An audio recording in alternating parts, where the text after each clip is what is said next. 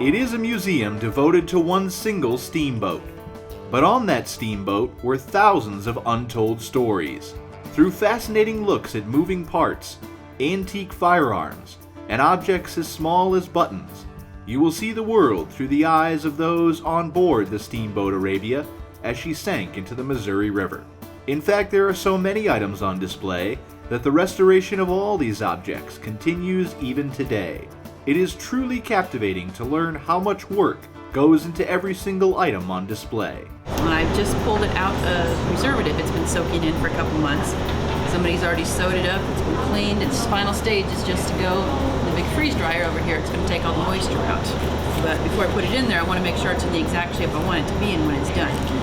This boot right here looks like a nice regular boot, but if I just pulled it out of the freezer, it was flopping all over and it's not really how we want it to look. So just taking acid-free wax paper right now, just kind of giving it that shape and make sure there's no bumps or creases or anything in there. And then I'll set it in the freezer. And it'll sit there and wait for us until we have some room in the freezer here. Freeze it before it goes in there because the top section is set at 0 degrees. And through the process of sublimation, that ice that forms on the boot when I put it in the freezer turns into a vapor. What you can hear in the background is the vacuum that's pulling the moisture out and it's putting it down below where it's negative 60 degrees. So it's very cold, gets it all out, but all the wood, big bolts of fabric, leather, all things like that, we want to make sure they're completely dry before we put them on display. So they'll be in there for a few months.